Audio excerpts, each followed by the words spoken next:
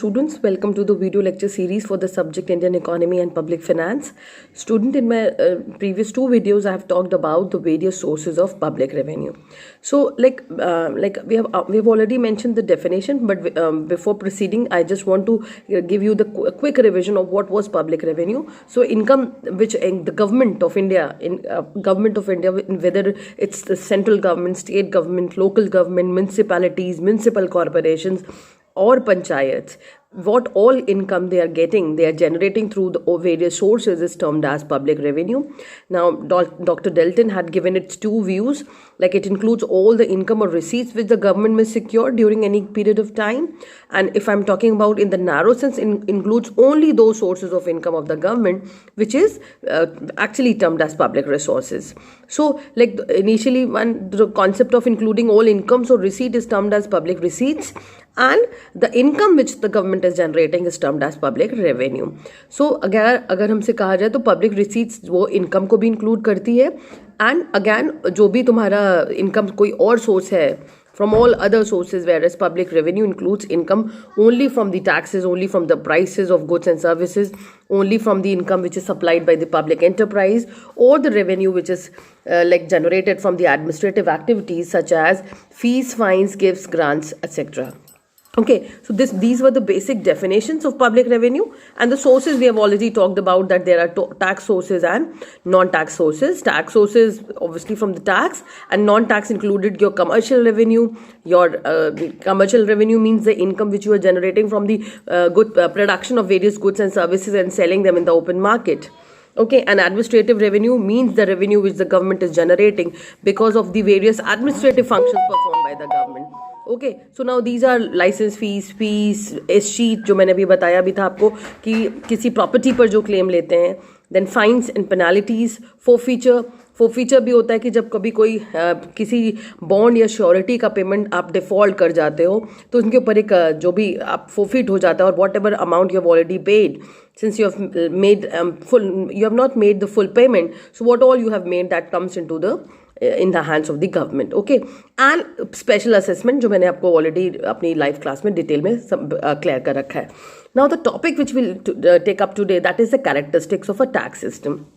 Now, again, if I'm talking about the characteristics of the tax system, obviously, you should be clear that obviously what all methods of imposition of taxes is being done, that should be done in the way that it does not lead to any kind of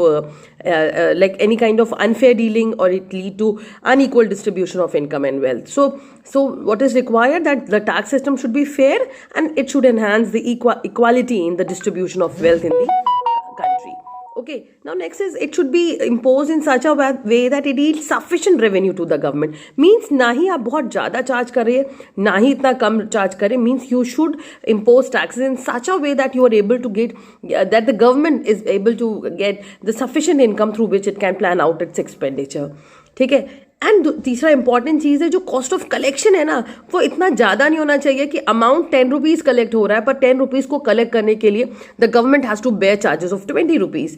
so student tax collection के लिए there are many various people who are employed in the taxation system, who are working in the collection of revenues by imposition of taxes. उनकी salary है, administrative खर्चे हैं, यानी overall जो total cost of collection हुई वो अगर इतना एक्सेस है जिससे टैक्स के कलेक्शन से जो अमाउंट आ रहा है वो इतना कम है, तो कहीं ना कहीं this will not be a feasible method of imposition of taxes. Means the cost of collection should be economical. Next is the burden of taxes should be distributed in proportion to the ability of the taxpayer.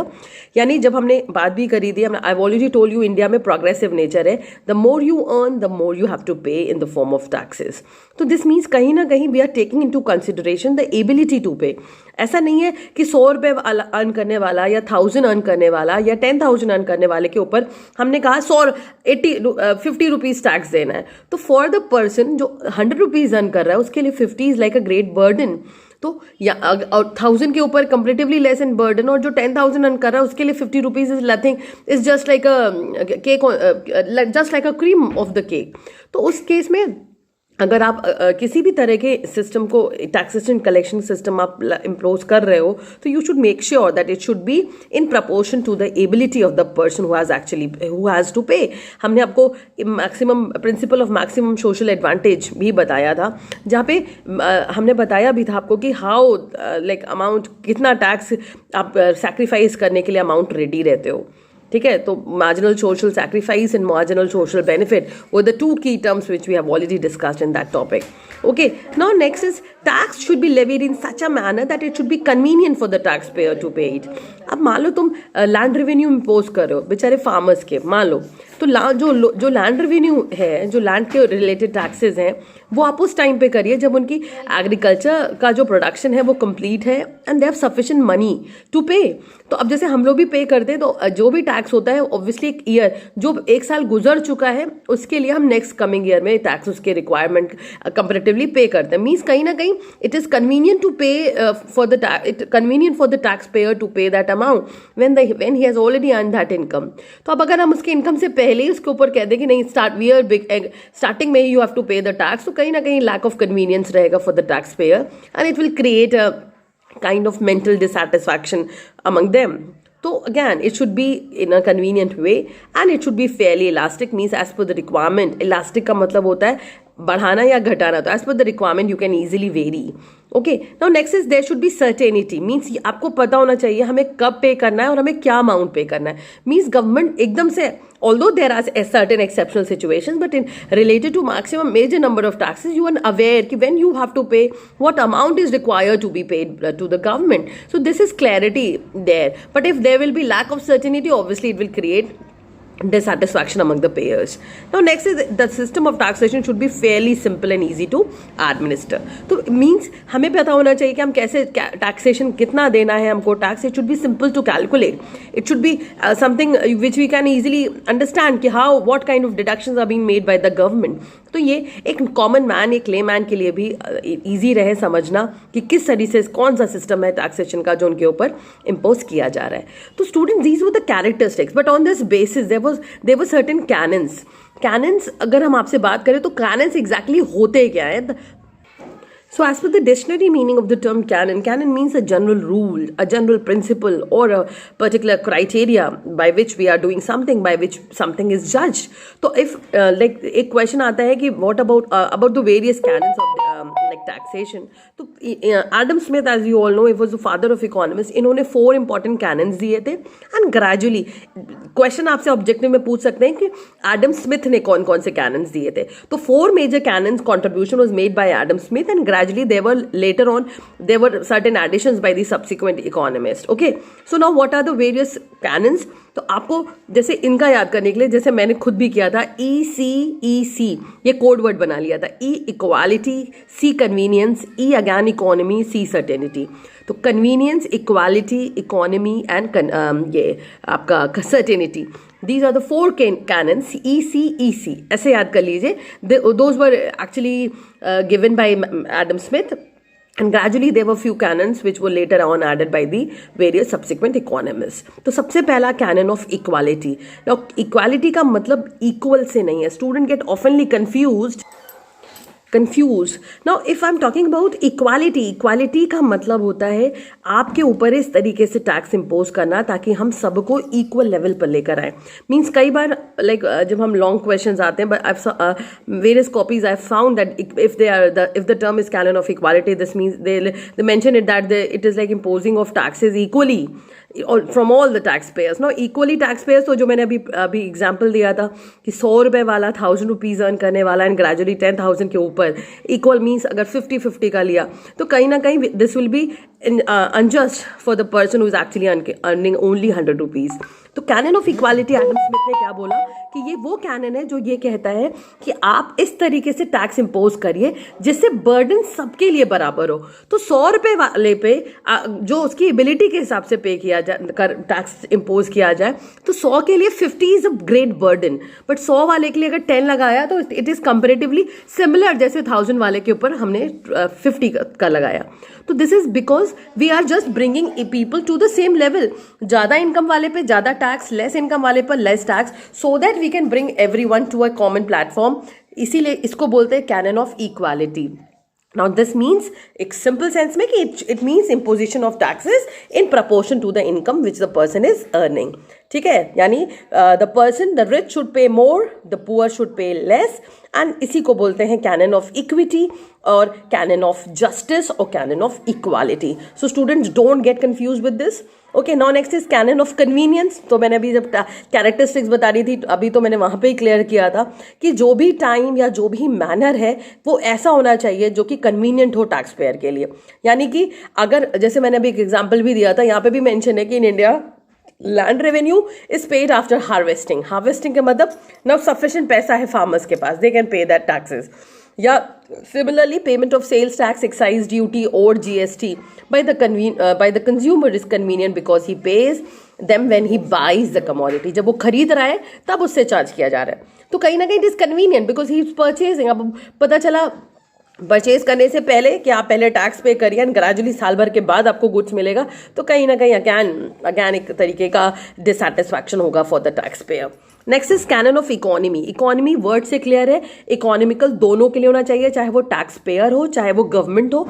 Tax payer के लिए कैसे economical है कि भाई उसके पास पैसा sufficient बचे कि वो अपने टैक्स पे करना अपनी कंजम्पशन के अकॉर्डिंगली कंजम्पशन करने के बाद वो ग्रेजुअली टैक्स के लिए पे कर सके. तो means it should be economical to the tax payer. और उसी तरह it should be economical for the state की मीन्स अब सरकार टैक्स कलेक्ट करने में इतना ज़्यादा खर्चा ना कर दे कि जितना कलेक्शन आ रहा है वो कंपेरेटिवली बहुत कम है.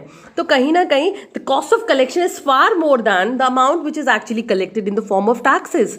तो दिस इसका मतलब कहीं ना कहीं the system which has been applied is not economical, it's uneconomical. तो this is the principle of economy. Next is canon of certainty. Certain होना चाहिए. की टर्म्स को पकड़िए तो आप अपने आप इनके मतलब समझ जाएंगे. सर्टेनिटी का मतलब है कि it should be certain. Certain का मतलब इट शुड बी क्लियर कि हमें कब देना है, कितना देना है, किसको देना है. तो it should be clear as to what, when and where the tax is to be paid. अगर ये चीज़ नहीं रहेगी तो जो भी हमारे करप्ट ऑफिशियल्स हैं वो अपने मन चाहे तरीके से टैक्सेस इम्पोज करके पब्लिक को चीट कर सकते हैं. तो now this certainty element should be there so that there can be no possibility of cheating by the government officials और by the state holders, by the people who have the state right over the state. Okay, so this was the canon of certainty.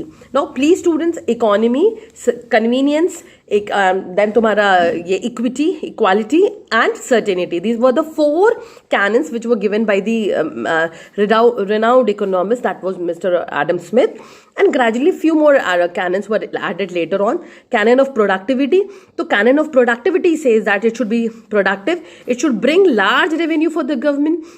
It does not means any effort to raise revenue. The government should tax people heavily. Means ऐसा नहीं है कि आप जितना चाहो उतना ज़्यादा पैसा इकट्ठा कर लो. Obviously इसका सीधा सा सेंस ये है कि आप इस तरीके से टैक्स इम्पोज करोगे ताकि गवर्नमेंट के पास सफिशिएंट पैसा हो जिससे वो कहीं ना कहीं सोसाइटी के बेनिफिट के लिए काम कर सके. Okay, so that is canon of productivity. Next is canon of elasticity. Elastic means you, as per the requirement, you can raise the tax. As per the requirement, you can gradually decrease the rate of tax. ये elasticity element should be present. Okay, next is canon of simplicity. तो simplicity means again for a layman, हमारे लिए आसान हो समझना, हमारे लिए उसके टर्म्स क्लियर होने चाहिए कि how it is to be calculated and how much is required to be paid. तो इस तरीके से canon of simplicity रहता है. अब अगर एक पर्टिकुलर पर्सन मैं टैक्स पे कर रही हूँ बट मुझे अभी I am not satisfied with the amount of deduction, so I should have proper proper understanding कि how this amount has been imposed in the form of taxes. तो ये तभी होगा जब बहुत ज़्यादा complicated method of calculation नहीं होगा. तो it should be easy and it should be easy to calculate and easy to understand for the taxpayer as well. Okay, and next is canon of flexibility. Flexibility means rigidity element नहीं होना चाहिए. आप अपनी requirement के हिसाब से you can make the required changes to meet out the requirement of the state. So the students, these were the certain theory, certain canons which are actually based on characteristics. अगर आपसे characteristics भी पूछा जाता है तो यही characteristics ही होती हैं, but I've mentioned it differently because कई बार आपसे एग्जाम में किसी अलग सेंस से क्वेश्चंस पूछा जा सकता है. So in my next video I'll be talking about the various theories of taxation जो कि बहुत important है आपके एग्जाम के पॉइंट से, एंड दूसरा इंसिडेंस ऑफ टैक्सेशन कि how impact and incidence is being decided. Okay, so thank you, students. Hope you don't find any kind of questions. But if any query, you can just revert me back in my live class. Thank you, students. Thank you so much for watching. Thank you, class.